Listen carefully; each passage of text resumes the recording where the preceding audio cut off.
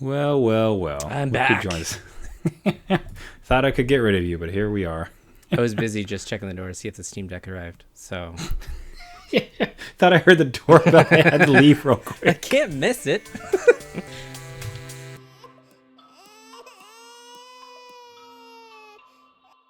The adult beverages are poured. The kids are asleep. Welcome to New Dad Gaming, a show about fatherhood, gaming, and new fathers figuring out their gaming lives. My name is Trevor, and I have a 7-year-old and a 4-year-old. And I'm Jeff. I have an 11-year-old and a 9-year-old. Girls, summer of beers. Summer of beers. It's like the Dumb and Dumber mock-ing. Some. Mer. Above. Beers. We got this. Wow. But Summer of Beers continues. We have had some really great suggestions come on in. Anybody who has a suggestion for us to pick up, roll it over to @NewDadGaming or newdadgaming.com. We'd love to see what beers we can pick up that you, other gaming dads, are drinking. Myself this week, it's a little bit tangentially related to gaming. So we got Dead and Dead Rogue. Interesting. Right? So Dead and Dead is the name of the beer. Rogue is the company. But Okay. Gaming Rogue. Thought it was a little bit related. I did like it for that.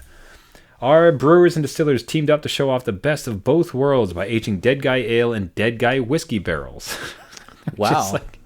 Now, to be clear, when I first read it, that was a bit off-putting, but Dead Guy whiskey is a brand of whiskey. Yes. So it's not just like, this is the whiskey barrel we dispose dead bodies of in. That's more of a Halloween type of brew, right? Yeah, that's right. So Dead and Dead complements the flavor profile of our classic Dead Guy Ale with the oak, vanilla, and fruit notes from the whiskey barrels. It's 9%. My alcoholic torment continues this summer. Every beer I've been tasting is at least 9%. You're getting up double digits, or at least close to. You just reckon yourself. I'm going to go with a real light seltzer or something next week because it's just so heavy. But this is delicious. So it is dark. It is thick. It does have all those kind of wood, oak barrel notes from a sort of whiskey thing. So it would remind you of Innocent Gun if you've ever had that beer. Okay, yeah. Which is a beer soaked in oak barrels as well. So delicious. It's really tasty. So it's kind of nice to see that when they're trying to do something finicky or funny like this as far as oak aging and combining different versions of two different ales, or two different types of spirits like this thing actually works out. Nice. Tastes great. Really liking it. Dead and Dead Rogue. Nice for a gaming dad and for a gaming podcast. So check her out. What are you looking at this week, Jeff? I'm looking at Flying Monkeys. The Mutants Are Revolting. That's such a great name. Which is a great name. Actually, a Futurama episode name. So it's kind of a cool... I don't know if there's a connection there or not, but I looked at it and I'm like, hey, I know that name. But this is out of Berrien, Ontario, so it's pretty local. But if I just read the description here, which is hilarious...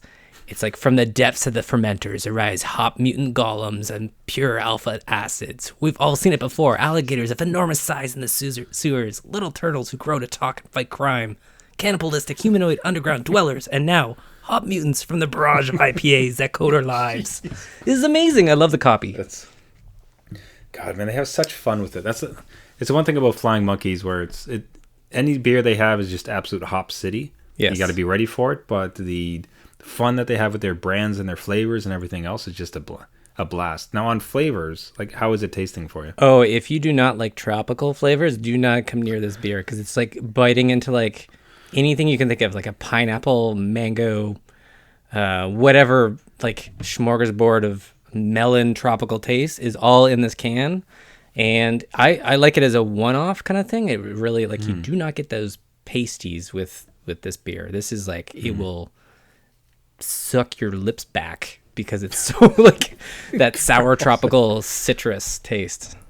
Yeah, well, they call it the crushable IPA. So I'll say that with pineapple and mango, you've piqued my interest because I certainly love a bit more fruit in my beer during the summer ones. Yeah. So I'll have to check that out. Yeah, it's good. Flying Monkeys, Mutants Are Revolting, crushable IPA. Gosh, it's just fun to say. It's like a video game name, right? It's just fun. Nice segue, because video games and kids gaming during the summer update. Woo. So last week we had the conversation, heard from a couple gaming dads. Thanks for reaching out on our Twitter and website. But it was the battle between kids having free time, kids finally being off from school. Let them be kids, let them have some fun. How much gaming do you let them have? Right.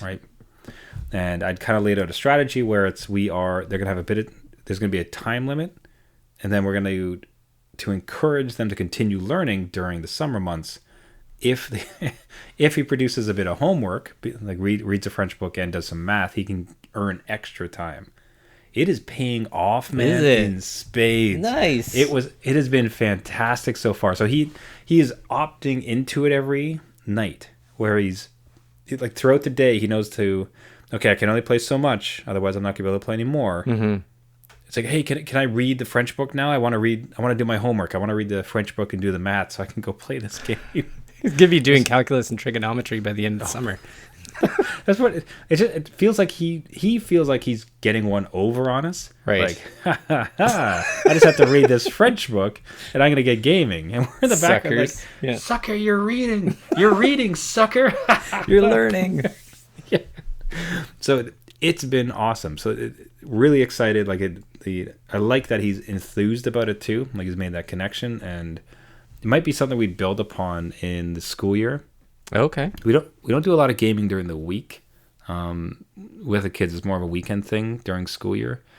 But I mean, if this is if it helps with his appetite to learn, as long as it's also progress. I mean, if he's just like treading water and not really retaining anything, fine. But if it's actually helping with the learning, if we can sneak in an extra 30-minute game time, like, so be it, right? Why not? I'm glad it's going well, though, because my kids just got out today and they've already asked for a later bedtime. So day one. First minute.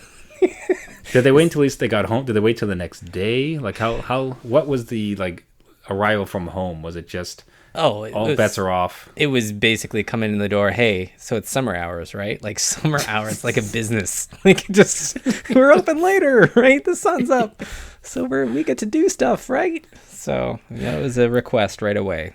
Did not waste time. Kick down the door. All right, so ice cream, going to bed really late, 6 hours of video games, right?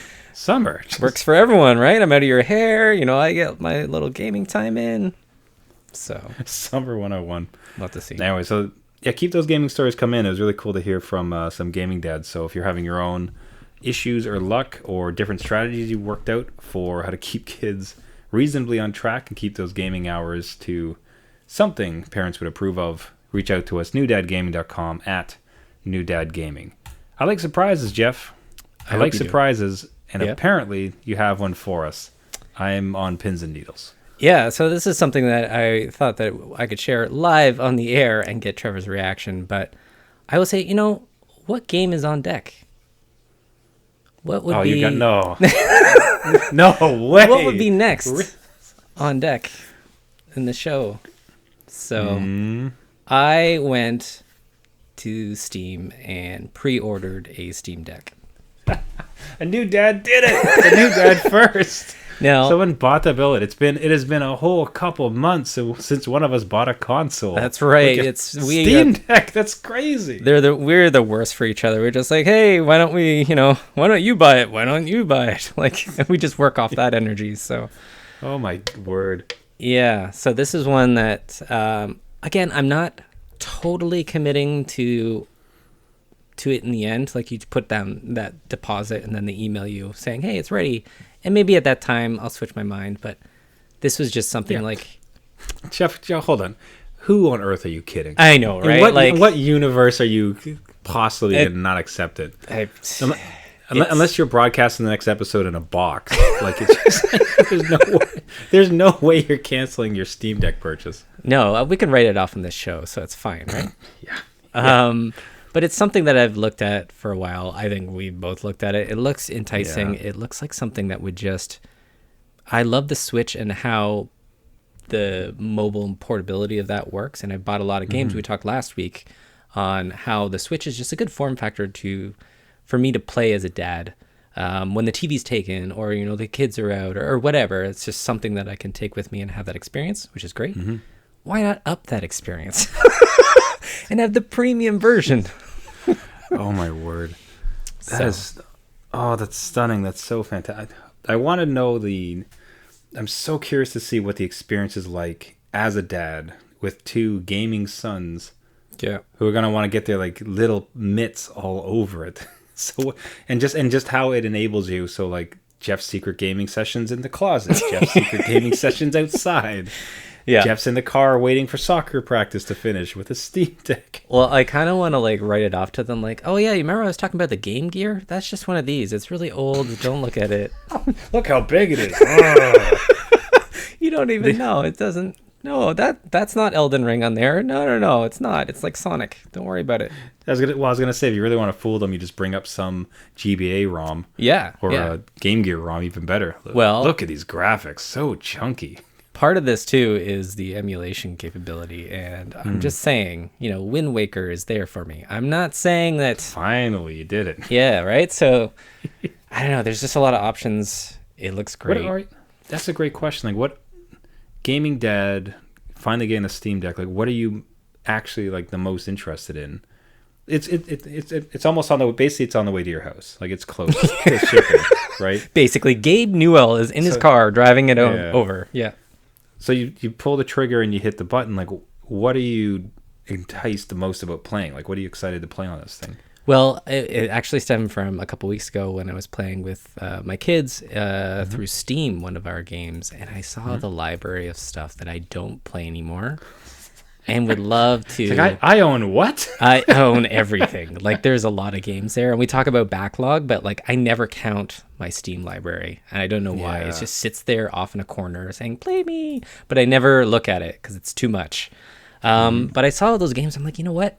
This would be just fun to play, like Half-Life, just jumping into Half-Life. And then I was looking at the sales, like now it's the Steam summer sale. I'm like, you know what? I could buy those games that are, $80 on PlayStation and limited to their digital store, or I could get it on this, play it mobile and have it, accessible to me. So it's kind of like that nostalgia factor of what I already have. And then the new games that kind of go on sale a little bit quicker on PC format, right? And I used to be a PC gamer, and I kind of like had kids, and the gaming for PC went away, and I got into work. So that's kind of like that lost part of me. I hope to gain that back, right? This is just filling a hole, Trevor. That's all it is. The void. The dipping into. I'm not so far away from you. I'm definitely not getting the system. I have a gaming PC. Right. I don't use it as much now because my work PC my work computer is now a Mac, but every so often I'll bring out the PC for some other piece of work, and I think about that. It's just the amount of games that this thing is a portal into. Yeah. Like the absurd Steam library that I have. It's like my own Game Pass basically, except it's some stuff that I've actually bought in years past, right? Right. So like the stuff you could just like rip through from that old stuff, like it, and I'm not so far away. So the thought that like you have this hardware that enables you and almost like prompts you to finally revisit some of these old games that you kind of forgot about. Yeah. I think that's a big selling point for this machine, just for gaming dads. And I talked about emulation before, and I don't think Valve appreciate that it's out there, but it's doable. And there's a lot of stuff that can happen with this machine and customize it, right? So I think there's just a lot of options. It's like the Switch was a gateway into this machine, right? Like this is like, oh, this could do it so much better. Like Nintendo's great. They have their own games in space. But like this just takes it to that next level where it just opens doors. And it will get me gaming a lot more. And probably like expand my library even more. I don't know. Like we'll see. I don't know. I have to get it in my hands first. It's going to be fun watching how you handle Steam summer sale now. With the knowledge, it's like, wow, this is only $5 and I got the Steam Deck coming. Right. Time to spend. That's right. You're going to have a massive summer. That's crazy. Yeah. That was big. Okay, that is a huge surprise. I'm not going to lie to you. I was a little scared you were going to say you were pregnant again. Oh God, no. Like, the way you started to introduce it, it's like it's not a zero chance. Right. What he's about to say is there's always a threat. Yeah. Oh boy, I was like, wow, that is some news. Player 4. Man, no hitting the reset button, Trevor. That is it. I'm done. Oh, so well, fascinating, man. You got to keep us posted. Yeah, I will. So same type of thing. If any gaming dads have dipped in and purchased the Steam Deck and have some early reviews or recommendations for Jeff on his pending update, if he takes it, right? Who knows? I'm not sure. Then do reach out to us at New Dad Gaming, newdadgaming.com. So a game you could consider picking up for that would be Fortnite, and the reason you might want to do that is the new it seems to be a different game. Okay, because us coming from Fortnite, you and I are not big players in it. We had one match where we famously finished second. Yeah, right? Remember? The new dads teamed up. We almost won. We almost did. And we gave up and never tried again. Go ahead on top. We almost made it. But I will say to any gaming dad out there listening, probably when I say Fortnite, the first thing you're thinking is much the same that I am.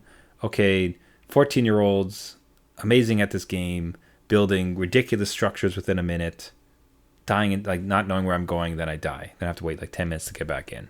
Right. Right. Like there's this, just even within gamer culture too. Right? You just mentioned Fortnite, and a not insignificant segment just like like roll their eyes, like cast it off. Right. Yeah. But what? Yeah. But what got it into me is a read an article from a journalist named Danielle Riendo, who I followed before. She used to be on the Idle Thumbs podcast. And very good, like very interesting podcaster and journalist besides. She got back into Fortnite. And she would I would put her in the category of very much being a Fortnite, hater is the wrong word, because she just came by her reviews honestly, but disliked Fortnite. Okay. Much like maybe you consider you and I would be, not even, you and I don't hate it. It's just, it's not our cup of tea. Right. Okay, I finally summarized that well. She's very much in that same camp, but she releases this wonderful article about it where she's totally in a summer of Fortnite. The new season is called Chill, just Fortnite Chill. And she says, the game is still there. And what I expected when I opened it up was to be the same maniac teenage boy nonsense building, immediate death, silliness. But instead, there's these side quests, and there's kind of like some silly stories, and there's activities to do, and then there's concerts, and people team up, and there's all this fun, silly, interesting, enjoyable stuff.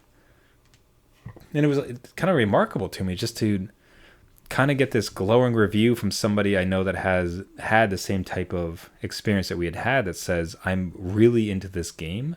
Yeah. This thing has evolved. It's becoming interesting. Like, have you caught any whispers on the wind about like these new seasons now, or like what's your kind of perception of this game at this point? Honestly, when you fall behind in something and it's so difficult to figure out where they're at, I feel like Right. Fortnite just took off and they have all these seasons and all these great things going on, but I don't know at what point it kind of circled back and became something totally different, right? Like, so I see it out in the wild there, but I never keep tabs on it. But we're watching footage now, and man, it turned really colorful. And there's jet skiing now and stuff, like crazy things that does pique my interest to get back in and just see what this. It's almost like a theme park now, right? It's just like there's a whole bunch of stuff going on. You can participate, and it's less about the original, build walls and shoot everybody. I'm sure that's still there, but it just seems like a different vibe. It's not so much about the teenage deathmatch sort of thing. It seemed to have given away to, and you and I were talking about this before the show started. It just largely, my feeling would be, it feels like they've kind of come back to more casual players. Yeah, not back to, that's the wrong word, but they're trying to entice casual players, like people like you and I wouldn't play it normally, right? If it was the same crazy competitive experience that it was.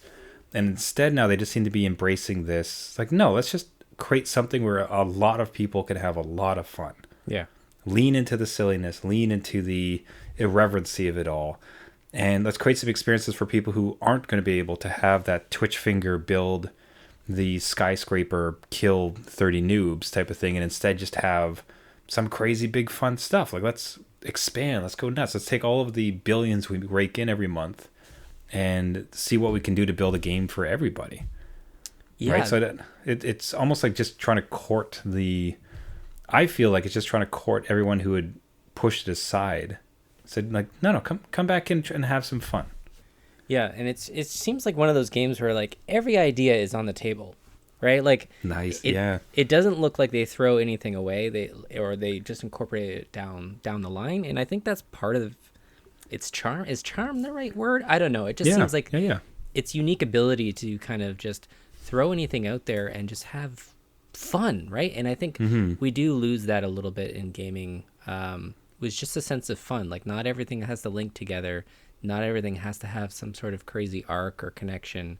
It can just be hilarious fun. But they do have to be careful about, like, they don't want to alienate their hardcore side. Like, I don't want to say that they're going to stray too far, but it's nice that they're trying to include different audiences, right? Like, at the same time, like mobile game, like any gamer, like hashtag hardcore gamer, right, would poo-poo mobile gaming in its entirety, right?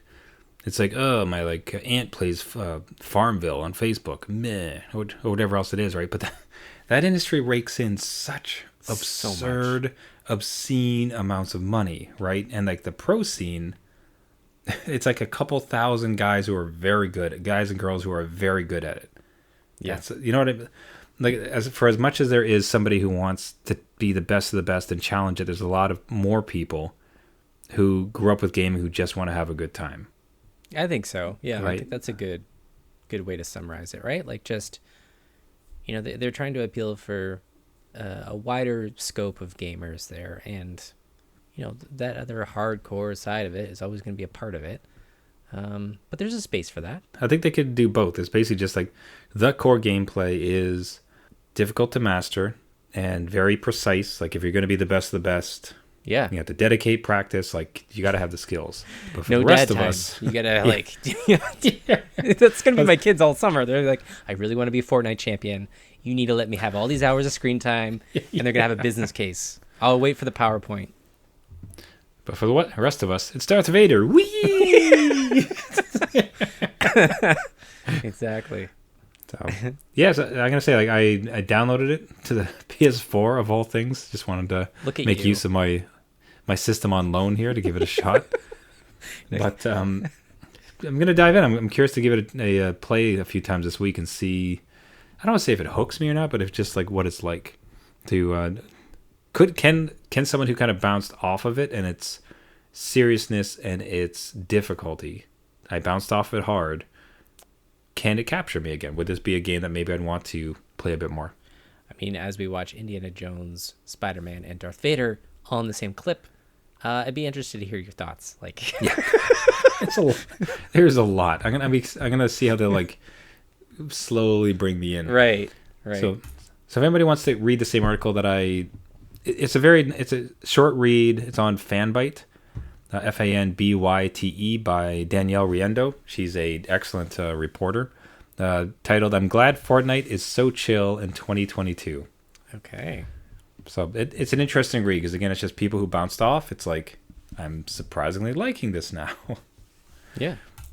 Now, bouncing off, surprisingly liking it now, that sounds a lot like Magicka 2, the game, which I'd seen before, which had a wild difficulty curve, but it's something that you and your son apparently are getting into. Yeah, this is one of those games that we bounced off years ago. It was part of PS Plus at some point, but you can get it pretty cheap. Mm-hmm. And it's just something that was far too complicated, or it was far too different from other systems out there. So Magicka 2 is basically, I don't want to say Diablo, but it's Diablo style. I don't think there's any classes or anything, but you're a mage or a wizard with spells, and the way that your spells work is that they're all elements, and you have to combine them on the fly to create either a defensive or a weapon or like some sort of like potion or health generation. And a few years ago, that was way too much for my probably 6-7 year old. And wow. But we came back to it. They're 9 now, and it has been a blast. This is just a fun system, and it does take a good, I think it took us 15-20 minutes to really understand what was going on. That being said, we did skip the prologue, but it's like not reading the instructions. You're like, no, let's just get into the game. Let's just play. Right? But like we got in there, we just started experimenting, having fun. The whole system is different from just like mashing buttons. You have to make these combinations out of, I think, 4 or 5 total elements, and they all mix together to make different crazy things. And we were just discovering new things. Like, so the system is wide open, and you can do a lot with it. Like, you could put ice and water together and make an ice wall, or you can put, water and poison together and you make a poison spray that you're spraying at enemies, right? Like, it's just nuts. And there was lots of laughs. That hasn't happened in a while with a game kind of like this, right? It was just like hilarious fun. It's totally not styled that way. Like, there's blood. Like, you throw a rock at a person, there's going to be a blood trail. So it is violent that way. But again, lots of laughing, which is funny to say after that. But it was just something that it hit the spot, and it just took a couple of years to get back in, like, to leave it and then come back to. And it's just kind of a fun thing to look at, where, those games that you might not have liked a couple of years ago, maybe give them another shot. Maybe it's that time where you can really sit down and learn it. But this is fun.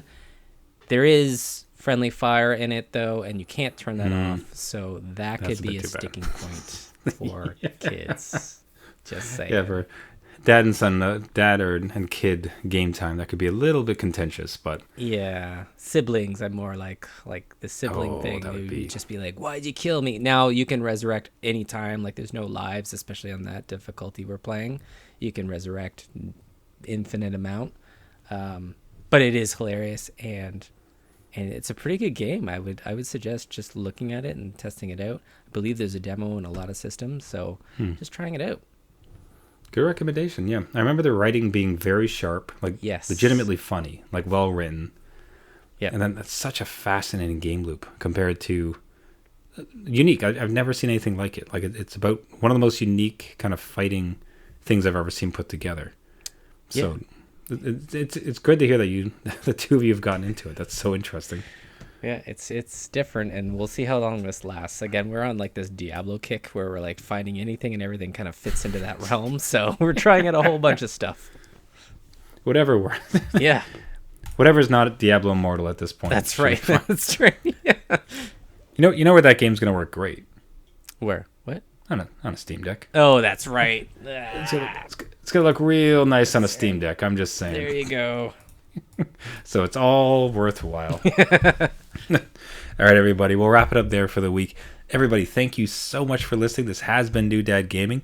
If you like the show, you can find us on all the major podcasting networks. So we're talking iTunes, Spotify, Stitcher, Caster, anywhere where you get your podcasts. Just search for New Dad Gaming. If you do find us on there, what really helps the show is we try to cast out a wider net to as many gaming dads as possible. We're just trying to help people sell Steam Decks, really. Like, really, we are. We're just supporting the console industry, one dad purchase at a time. So, but can't really overstate it, the amount that it helps the show if you subscribe to the show on those platforms, and also if you leave a rating. That really helps boost the signal, gets the word out to any other gaming dads who are listening. If you do want to get a hold of us, we'd love to hear from you. Interacting with fans have been one of the best experiences the last couple of years. You can find us on Twitter at NewDadGaming or NewDadGaming.com. If you have game recommendations for Jeff and his shiny new Steam Deck, that's right, en route. If you have beer picks for our summer of beer, we'd love to hear from that. If you have a gaming strategy with your kids for these difficult summer months, love to hear that too. We just really love interacting. So NewDadGaming.com at NewDadGaming. Everyone, thank you so much for listening once again. This is New Dad Gaming, and until next week, my name is Trevor, and I have a 7-year-old and a 4-year-old. And I'm Jeff. I have an 11-year-old, a 9-year-old, and maybe a Steam Deck. Maybe. I swear, like, in what universe are you going to turn it down when it says it's on its way unless you push this button? But never. There's no universe. There's no multiverse that would have a Jeff that would be like, You know what? No, I'm going to put this in an RRSP instead. That's right. I'm going to top up my 401k like an adult. No, the world is burning. Let's have fun in it. Dad, Papa, why can't I go to school? Well, son. Well, Steam Jack Jr. All right, everybody. Thanks for listening. And remember, just because you became a dad Does not mean it's game over.